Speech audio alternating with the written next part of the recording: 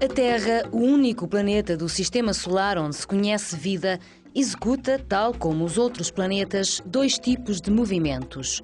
O movimento de translação, movimento efetuado em torno do Sol, seguindo uma órbita elíptica que se completa em 365,2 dias.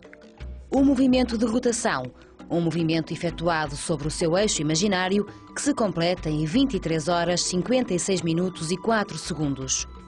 Da combinação destes dois movimentos resulta uma série de fenómenos observáveis no nosso planeta.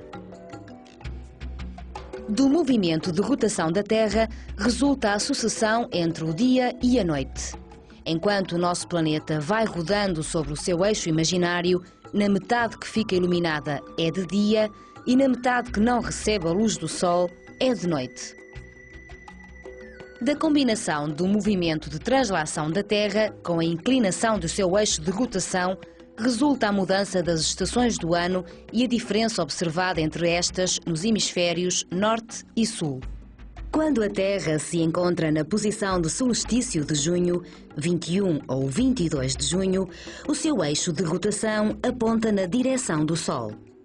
Como tal, a inclinação dos raios solares em relação à superfície terrestre é menor no hemisfério norte do que no hemisfério sul, motivo pelo qual a mesma quantidade de radiação atinge uma menor área da superfície terrestre, aquecendo-a mais.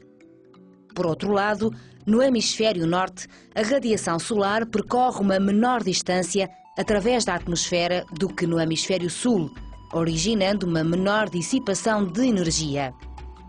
É o início do verão no hemisfério norte, com os dias a terem uma duração superior às noites, e do inverno no hemisfério sul. Decorridos 3 meses, dá-se o equinócio de setembro, a 22 ou 23 de setembro, e, nesse dia, em qualquer local do nosso planeta, o dia e a noite têm a mesma duração, 12 horas. Tem início o outono no hemisfério norte e a primavera no hemisfério sul. No solstício de dezembro, 21 ou 22 de dezembro, o eixo de rotação da Terra aponta na direção oposta ao Sol. Como tal, a inclinação dos raios solares em relação à superfície terrestre é maior no hemisfério norte do que no hemisfério sul, motivo pelo qual a mesma quantidade de radiação atinge uma maior área da superfície terrestre, aquecendo-a menos. Por outro lado, no hemisfério norte, a radiação solar percorre uma maior distância através da atmosfera do que no hemisfério sul, originando uma maior dissipação de energia. É o início do inverno no hemisfério norte, com os dias a terem uma duração inferior às noites, e do verão no hemisfério sul. Volvidos outros 3 meses, no equinócio de março, 20 ou 21 de março, os dias e as noites têm a mesma duração em qualquer zona do planeta. No hemisfério norte, começa a primavera e no hemisfério sul, o outono. E assim se completa o ciclo das estações do ano.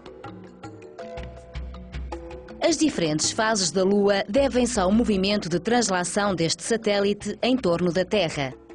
Os períodos de translação e rotação lunares têm exatamente o mesmo valor, 27 dias e 8 horas, e por esta razão, a face da Lua visível a partir da Terra é sempre a mesma.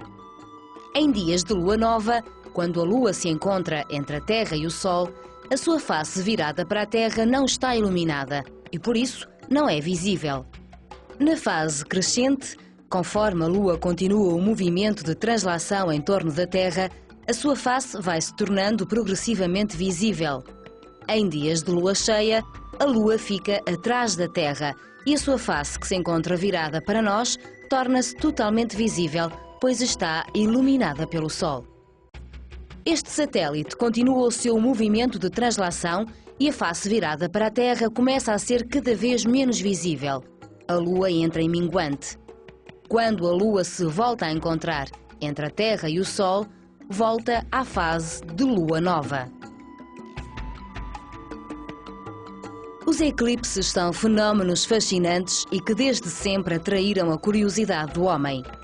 São acontecimentos pouco comuns, pois as órbitas da Lua em torno da Terra e da Terra em torno do Sol não estão situadas no mesmo plano, Fazem um ângulo de 5 graus e os eclipses apenas ocorrem quando estes 3 astros ficam perfeitamente alinhados. É possível observar eclipses solares e lunares. O eclipse do Sol ocorre quando a Lua se encontra entre o Sol e a Terra.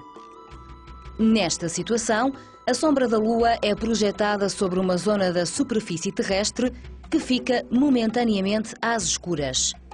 Nessa área, ocorre um eclipse solar total. Na zona de penumbra, ocorre um eclipse parcial.